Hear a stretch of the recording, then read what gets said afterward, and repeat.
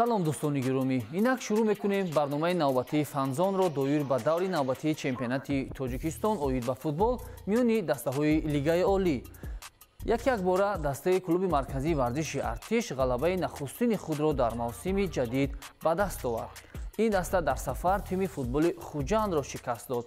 аҷибаш он аст ки дастаи Хуҷандро Рустам Хоҷаев бо вуҷуди натиҷаҳои бади даста тарк намуд, вале бо омадани сармураббии нав низ ин тими футболи шаҳри Хуҷанд наметавонад ба натиҷаи дилхоҳ даст биёбад. таваҷҷӯҳ мекунем ба голҳои задашудаи ин вохӯрӣ. дар доираи бозиҳои даври ҳаштуми Лигаи олии кишвар бошгоҳи Хуҷанди Хуҷанд дар майдони Спартак ки муваққатан бозиҳои худро дар он баргузор менамояд, бо дастаи клуби марказии варзиш Артиш андари майдони рақобат гардида бо ҳисоби 2-0 шикаст хӯрд. дар дақиқаи 26 қисми аввали бозӣ легионери дастаи Хуҷанд Лайонел Адамс бинобар сабаби вайрон намудани қоидаи бозӣ корти сурх гирифта аз майдон ронда шуд ва футболбозони канори Рудисер як нафар кам бозиро идома доданд. қисми аввал бо ҳамин натиҷа баст шуда дастаҳо ба танаффус баромаданд. дар қисми дуюми бозӣ аниқтараш дар дақиқаи 67 ҳамлагари клуби марказии варзиш Артиш Жан Гатен аз як вазъияти ба амал омада истифода намуда ба задани гол даст ёфт ва меҳмононро ба пеш баровард. Асадбек Ҷурабекзода дар дақиқаи 4-уми иловагии қисми дуюм тӯбро вориди дарвозаи Хуҷанд намуда ба бозии дастаҳо нуқтаи ниҳоӣ гузошт. бо ҳамин ҳисоби 2-0 бозӣ ба анҷом расида дастаи Хуҷанд аввалин бохти худро зери роҳбарии мураббии ҷадид Нӯмон Ҳасанов ба қайд гирифт. клуби марказии варзиш Артиш бошад пирӯзии аввалини худро дар мавсими нави Лигаи олии кишвар истиқбол кард.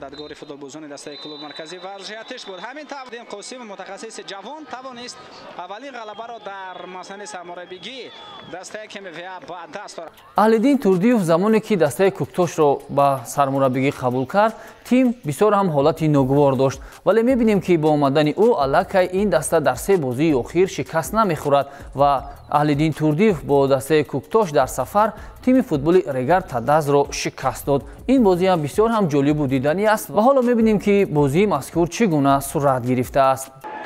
силсила бозиҳои бидуни бохти дастаи Куктоши ноҳияи Рӯдакӣ ба 3 адад расид. дар доираи бозиҳои даври ҳаштуми чемпионати Тоҷикистон оид ба футбол миёни дастаҳои Лигаи олӣ тими Куктош меҳмони дастаи Регар Тадази шаҳри Турсунзода гардид. рақобати дастаҳо дар варзишгоҳи марказии шаҳри Турсунзода доир гардида бо ҳисоби 2-1 ба суди футболбозони ноҳияи Рӯдакӣ ба анҷом расид. дар дақиқаи 23-юми қисми аввали дидор аз партофти зебои Шуҳрат Элмуродов сарвони дастаи Регар Тадаз Абдухалил Боронов истифода намуда бо сар тӯбро вориди дарвозаи дастаи Куктош намуд ва дастаашро ба пеш баровард. то дақиқаи 60-уми қисми дуюми бозӣ футболбозони шаҳри Турсунзода пурра бозиро идора мекарданд ва зуд хати ҳимояи дастаи меҳмонро рахна мекарданд, аммо пас аз дақиқаи 61 вазъият якбора тағйир ёфт. дар як вазъияти бисёр ором дарвозабони дастаи Регар Тадас Куаи Готсон дар дохили ҷаримагоҳи худ бар муқобили бозигари дастаи Куктош Муҳиддин Одилов қоидаи бозиро вайрон кард ва довар бидуни дудилагӣ ба дарвозаи ӯ пеналти таъин кард. ҷарима 11 метраро легионери дастаи Куктош Сундай Сонг бидуни иштибоҳ вориди дарвозаи Регар Тадаз намуда натиҷаро баробар кард. бо гузораи ҳамагӣ 1 дақиқа Куктош голи дуюми худро зад. муаллифи голи ғалабаовари дастаи Куктош Муҳиддин Одилов гардид. бо омадани Аҳлиддин Турдиев ба симати сармураббии дастаи Куктош вазъият якбора дар ин тим тағйир ёфт. дастаи Куктоши ноҳияи Рӯдакӣ таҳти роҳбарии ин мутахассиси шинохтаи ватанӣ дар 3 бозии охири худ 2 пирӯзӣ ва 1 мусовӣ дорад. пас аз ин пирӯзии тими Куктош имтиёзҳои худро бо дастаи Хуҷанд ки 7 ададро ташкил медиҳад баробар кард. Регар Тадаз бо 8 имтиёз дар зинаи 7-уми ҷадвали умумии чемпионат боқӣ мемонад. дастаи Эсхата ба зинаи аввали ҷадвали умумии чемпионати Тоҷикистон баромад. Эсхата дар ин мавсим ҳангома нишон медиҳад, новобаста аз он ки бозиҳои мӯътадил надорад, вале бо вуҷуди он феълан ин дастаи шаҳри Хуҷанд дар зинаи аввал аст. аммо фаромӯш намекунем ки садрнишини қаблӣ Истиқлол ҳанӯз бозии худро анҷом надодааст ва ин бозии даври ҳаштумро Истиқлол ва Равшан дар замони дигар баргузор мекунанд. чаро? барои он ки онҳо ин ҳафта дар Суперҷоми Тоҷикистон бозӣ карданд. дар рақобати дигари даври ҳаштуми чемпионати Тоҷикистон оид ба футбол миёни дастаҳои Лигаи Олӣ тимҳои Эсхатаи шаҳри Хуҷанд ва Файзканди ноҳияи Восе ҳам дар майдони рақобат шуданд. Рақобати дастаҳо дар варзишгоҳи Спартаки шаҳри Хуҷанд доир гардида бо ҳисоби минималӣ 1-0 ба суди соҳибони майдон хатм шуд. дар дақиқаи 23-юми қисми аввали бозӣ футболбози дастаи Эсхата Дилшоҷон Каримов аз иштибоҳи дарвозабони дастаи Файзканд Иброҳим Исмоилов истифода намуда голи ягонаи рақобатро ба самар расонид ва барои тимаш 3 имтиёзи муҳимро овард. Ин пирӯзӣ барои тими Эсхатаи шаҳри Хуҷанд дар мавсими ҷории чемпионати Тоҷикистон оид ба футбол миёни дастаҳои Лигаи Олӣ чорумин ба ҳисоб меравад. ҳамзамон бо ин музаффарият дастаи мазкур 13 имтиёз касб намуда муаққатан ба садри ҷадвали умумии чемпионат баромад. дастаи Файзкан бошад бо 9 хол дар зинаи чоруми ҷадвал қарор дорад. дар даври нуҳуми Лигаи Олӣ Эсхата дар сафар бо дастаи Куктоши ноҳияи Рудакӣ дидор анҷом медиҳад. тими Файзкан бошад бо дастаи Равшани шаҳри Кӯлоб рақобат мекунад. акнун дар миёнаи даври ҳаштуми чемпионати Тоҷикистон бозӣ барои суперҷом баргузор шуд ки дастаҳои футболи Истиқлол ва Равшан ду рақиби азалӣ бо ҳам вохӯрданд. дар даври гузаштаи чемпионати кишвар Равшан дар майдони худ Истиқлолро ҳангомавор шикаст дод ва ин ду тим ба гузашти чанд рӯз ҳамакнун барои суперҷоми Тоҷикистон мубориза бурданд. натиҷа чӣ гуна шуд? дар гузориш мебинем.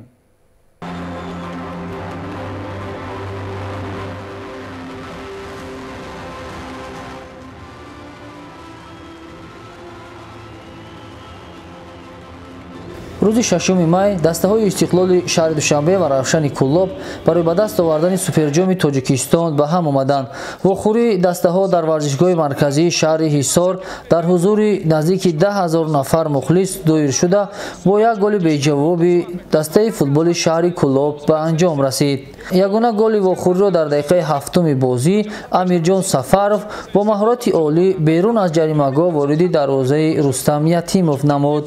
бояд гуфт ки зарбаи иҷронамудаи Амирҷон Сафаров аз масофаи дур бисёр ҳам зебо ва ҳадафрас буд ва маҳз иҷроиши ин зарбаи олӣ боис шуд то Равшан дигарбора барандаи суперҷоми Тоҷикистон бишавад. баъд аз гол хӯрдан шогирдони Черевченко ҳарчанд мубориза бурданд то хати дарвозаи дастаи Равшанро рахна бисозанд, вале дарвозабони ин тими футбол Евгений Гриценко аз Украина ҳунари воло нишон дода ҳамаи зарбаҳои рақибро баргардонид. маҳз ҳунару маҳорати волои ин дарвозабон буд ки дастаи Равшан дар ин вохӯрӣ музаффарият ба даст овард. ёдовар мешавем ки давоми ҳамин ҳафта дастпарварони Тоҳир Муъминов ду маротиба муқобили Истиқлол пирӯзӣ ба даст оварданд. ҳамчунин даста пас аз соли 2013 дигарбора соҳиби суперҷоми Тоҷикистон гардид. Равшан охирон маротиба соли 2013 бо шикаст додани дастаи Регар Таддаст бо ҳисоби 2-1 барандаи суперҷоми Тоҷикистон гардида буд. дар 5 соли охир пайваста Истиқлол ин ҷоизаро ба даст меовард. ёдовар мешавем ки дар маросими тақдими тӯҳфаҳо ва ҷоизаву ҳамзамон ҷоми мусобиқа дарвозабони украинии дастаи Равшан Евгений Гриценко беҳтарин бозингари ин вохӯрӣ эътироф гардид. ёдовар мешавем ки маротибаи 14 аст ки бозӣ барои дарёфти суперҷоми Тоҷикистон баргузор мегардад.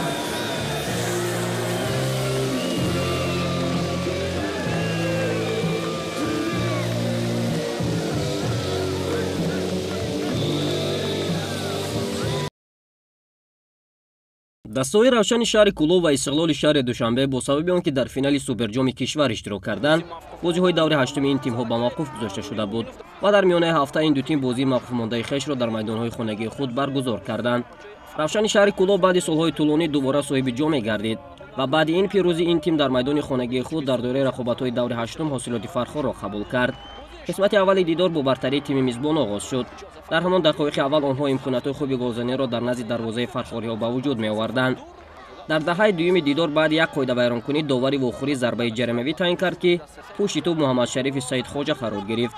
Муҳаммадшариф бо як зарбаи тобноки мустақим аз беруни ҷаримагоҳ дарвозаи меҳмононро рахна карда тимашро ба пеш баровард. қисмати аввали рақобат бо як голи задаи мизбонон ба анҷом расид.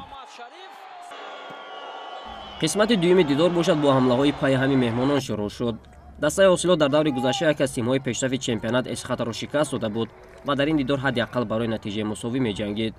дар миёнаҳои ҳамин нима дастпарварони Амин Субҳонӣ имкони боз кардани ҳисоби голҳои хешро доштанд ولی هنرنمای اولی دروازه‌بان روشن شهر کلوب یوگنی گریتسنکو مانع این اهداف می‌گردید.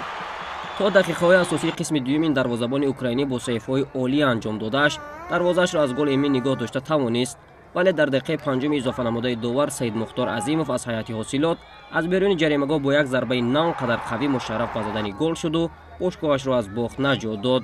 بعد این مساوی باشگاه روشن شهر کلوب 10 امتیازه شد و به مقام سوم جدول برآمد. حاصلات فرخار باشد با 9 گل در زینه ششم قرار گرفته است.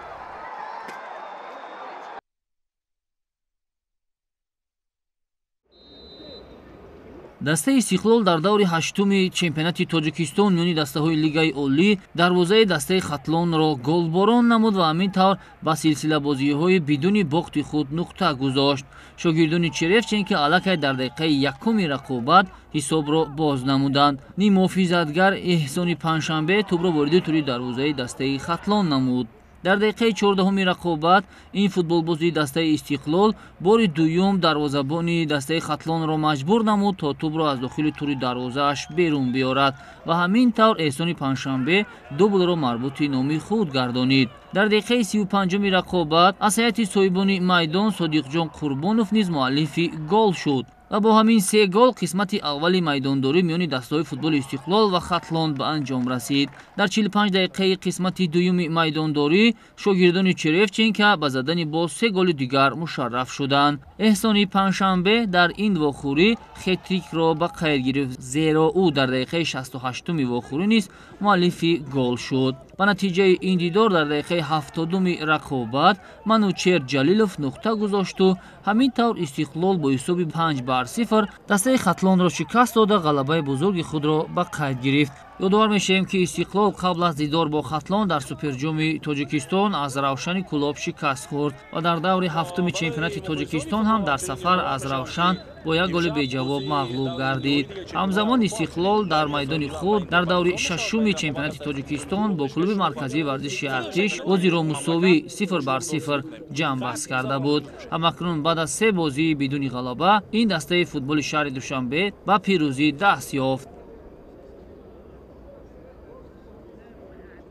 ҳоло мо имкон дорем ки тамоми голҳои зебои ҳафтаи анҷомшударо ба таври фишурда манзури шумо бигардонем ва ҳатман дар поёни ин видео бинависед ки кадом гол беҳтарин аст.